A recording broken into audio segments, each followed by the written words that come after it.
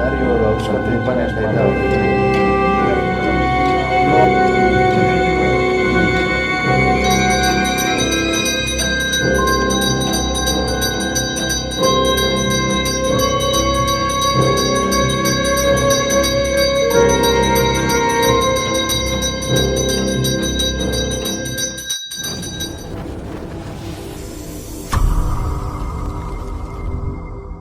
ನಮಸ್ಕಾರ ವೀಕ್ಷಕರೇ.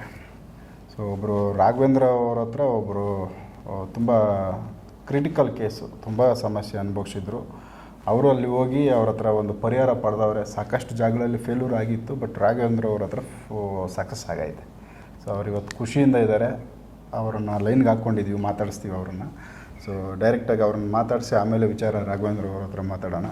ಮೇಡಮ್ ನಮಸ್ಕಾರ. ನಮಸ್ಕಾರ.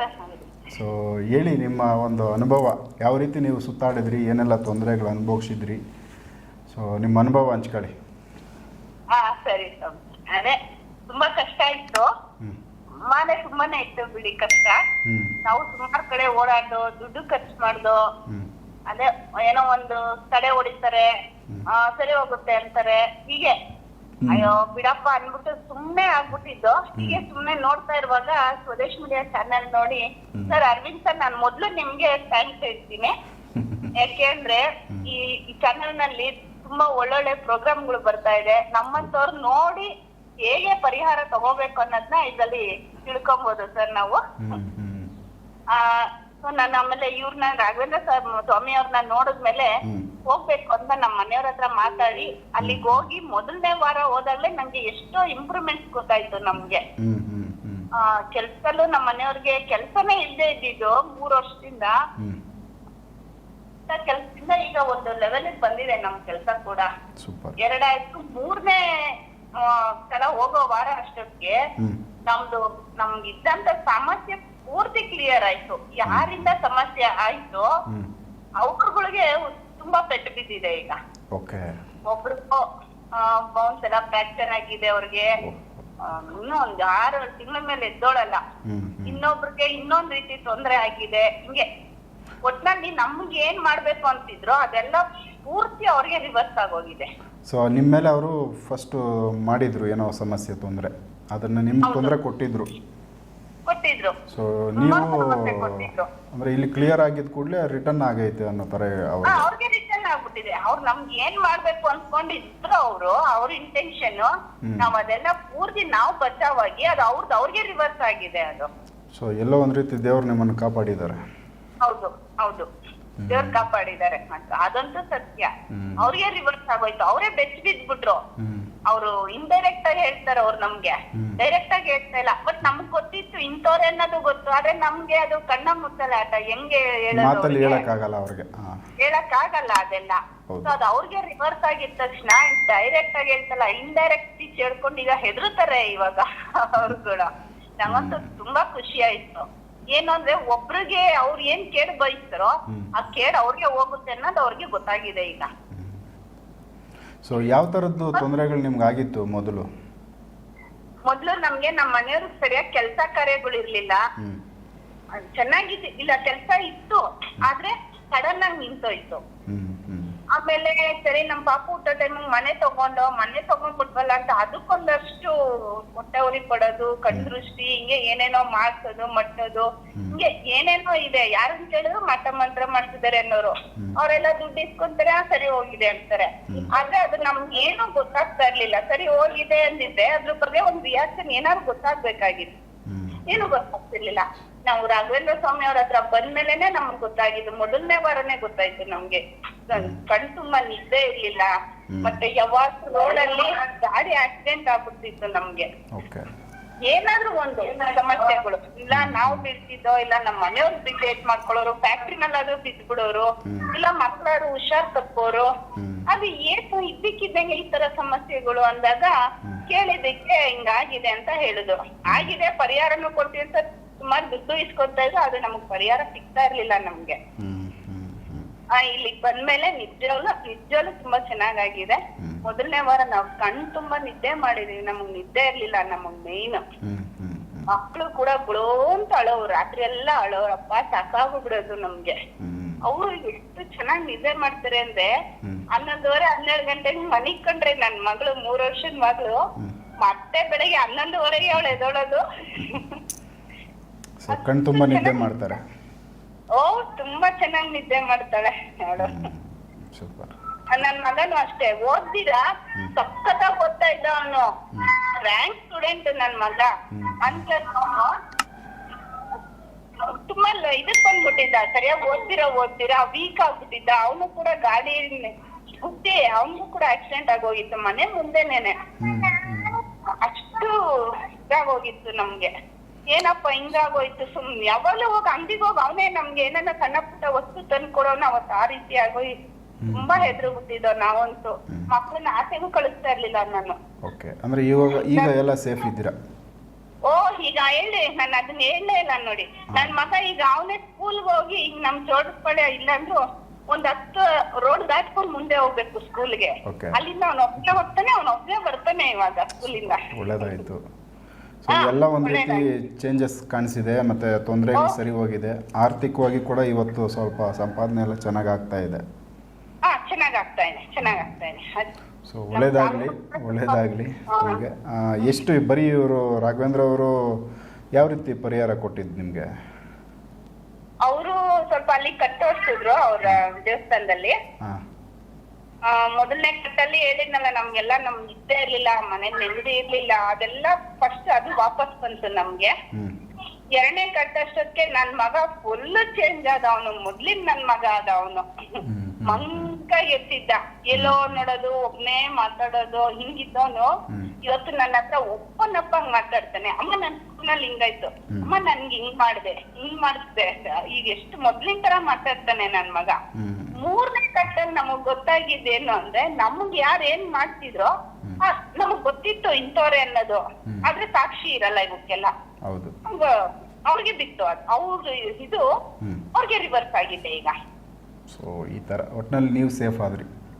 ಹೌದು, ಸೇಫ್ ಆದ್ವಿ. ಒಳ್ಳೇದಾಗ್ಲಿ. ಅವ್ರೇನ್ ಅನ್ಕೊಂಡಿದ್ರು ನನ್ನ ಆಶೀರ್ವಾದದಿಂದ ಅವ್ರ ಅನ್ಕೊಂಡಂಗ ಆಕ್ಸಿಡೆಂಟ್ ಆಯ್ತು, ಬಟ್ ನಮಗೇನು ತೊಂದ್ರೆ ಆಗ್ಲಿಲ್ಲ. ನಾವು ಬಿದ್ದಿದ್ ಆಕ್ಸಿಡೆಂಟ್ ರೀತಿಲಿ ನೋಡಿದ್ರೆ ನಾವ್ 4 ಜನನು ಇರಬಾರ್ದಿತ್ತೇನೋ ಅಂತ ಇದ್ರಲ್ಲಿ ನಾವ್ ಬಿದ್ದಿದ್ದು.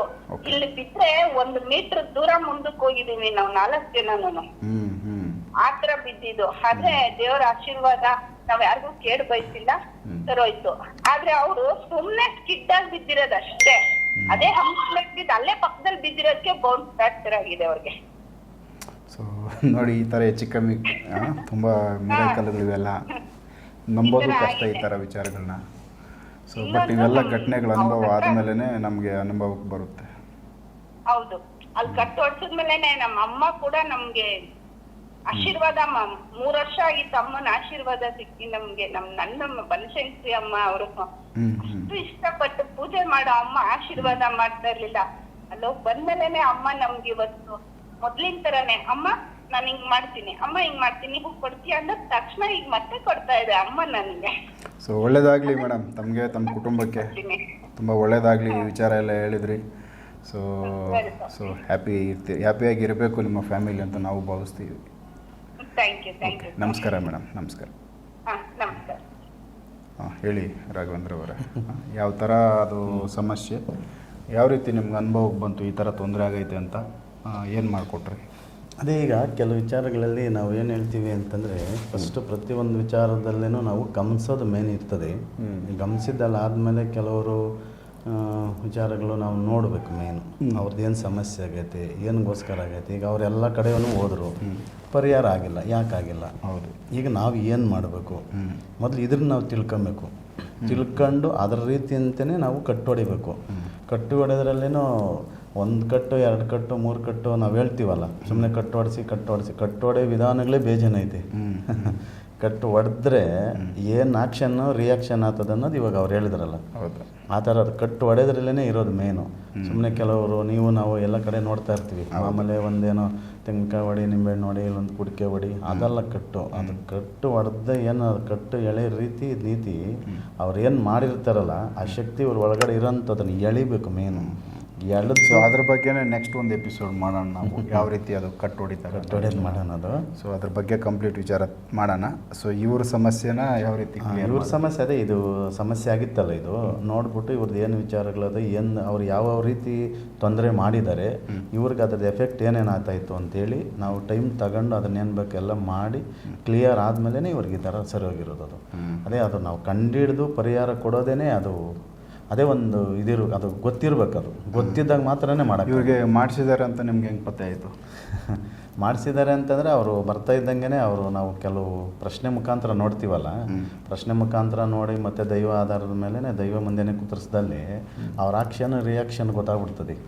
ಕೆಲವು ವಿಚಾರಗಳಲ್ಲಿ ಏನಾಗ್ತದೆ ಅಂತಂದರೆ ಪ್ರಯೋಗಗಳು ಹೆಂಗೆ ಮಾಡಿಸಿರ್ತಾರ ಅಂತೇಳಿ ಕಂಡಿಡಿಯೋದಕ್ಕೆ ಕಷ್ಟನೇ ಅದು. ಅವ್ರಿಗೆ ಏನು ನಾರ್ಮಲ್ಲೇ ಇರ್ತಾರೆ ಅವರು, ಆದರೆ ಅವ್ರ ಒಳಗಡೆ ಇರೋಂಥದ್ದು ಒಂದು ಯಾವುದೋ ಒಂದು ಶಕ್ತಿ ಅವ್ರನ್ನ ಆಟ ಆಡಿಸ್ತಾ ಇರ್ತದೆ. ಆ ಆಟ ಆಡಿಸಿದಾಗ ಇವ್ರ ಕೆಲಸಗಳಾಗಲ್ಲ, ಮತ್ತು ಇವ್ರ ತೊಂದರೆಗಳು ಮಾಡೋದು, ಕೆಡಕು ಕೊಡೋದು, ನೋಡಿ ಥರ ಅವ್ರು ಹೇಳಿದ್ರಲ್ಲ ಆಕ್ಸಿಡೆಂಟ್ಗಳಾಗೋದು, ದುಡ್ಡು ಕಾಸಿಗೆಲ್ಲ ಕಡಿವಾಣ ಹಾಕೋದು, ಈ ರೀತಿ ಹಾಕಿದಾಗ ಅದು ಆವಾಗ ಏನು ಮಾಡ್ತದೆ, ಇವರೆಲ್ಲೂ ಯಾವ ದೇವಸ್ಥಾನಕ್ಕೆ ಹೋದ್ರೂ ಪರಿಹಾರ ಕೊಡಲ್ಲ ಅದು. ಯಾಕಂದ್ರೆ ಇದು ನೆಗೆಟಿವ್ ಇರ್ತದಲ್ಲ. ಈಗ ನಾನು ಇಲ್ಲಿ ಜಾಗದಾಗ ಕೂತಿದ್ದೀನಿ ಅಂತಂದರೆ ಈಗ ನಾನು ಎದ್ದು ಪಕ್ಕ ಹೋದ್ರೇ ಇನ್ನೊಬ್ರು ಬಂದು ಕೂರೋಕ್ಕಾಗೋದು. ಆ ಥರ ಅವ್ರ ದೇಹದಲ್ಲಿ ನೆಗೆಟಿವ್ ಸೇರ್ಕೊಂಡಾಗ ದೈವಶಕ್ತಿನೂ ಬರೋಕ್ಕಾಗಲ್ಲ.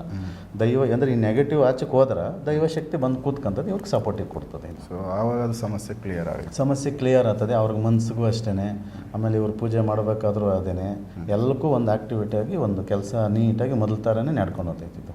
3 ವಾರ ಅವರು ಬಂದು ಹೋಗಿದ್ದಾರೆ. 3 ವಾರ ಬಂದಿದ್ದವು. 3 ವಾರಕ್ಕೆ ಅಷ್ಟು ರಿಸಲ್ಟ್ ಅದು. ಸೊ ಒಂದೊಂದು ವಾರದಲ್ಲಿ ಒಂದೊಂದು ಥರ ಅವ್ರ ರಿಸಲ್ಟು ನೋಡಿರೋ ಅನುಭವ ಹೇಳಿದ್ರು. ಹೌದೌದು, ಸೂಪರ್. ಸೊ ವೀಕ್ಷಕರೇ, ಇದೊಂದು ಡಿಫ್ರೆಂಟಾಗಿತ್ತು, ತುಂಬ ಕ್ರಿಟಿಕಲ್ ಕೇಸ್ ಅವ್ರದ್ದು. ಅವರು ಸುಮಾರು ವರ್ಷಗಳಿಂದ ಅನುಭವಿಸ್ತಾ ಇದ್ದರು. ಗಂಡ ಹೆಂಡತಿ 2 ಮಕ್ಕಳು. ಅವ್ರದ್ದು ತೊಂದರೆಗಳು ಯಾವ ಕೈ ಇಟ್ಟರು ಎಲ್ಲದರಲ್ಲೂ ಲಾಸು ಮತ್ತು ಎಲ್ಲದರಲ್ಲೂ ಡ್ಯಾಮೇಜು, ಆರೋಗ್ಯ ಫುಲ್ ಒಬ್ಬರಾದ್ಮೇಲೆ ಒಬ್ಬರು ಮಲಗಬೇಕಾಗಿತ್ತು ಮನೇಲಿ, ಆ ಥರ ಕೇಸು.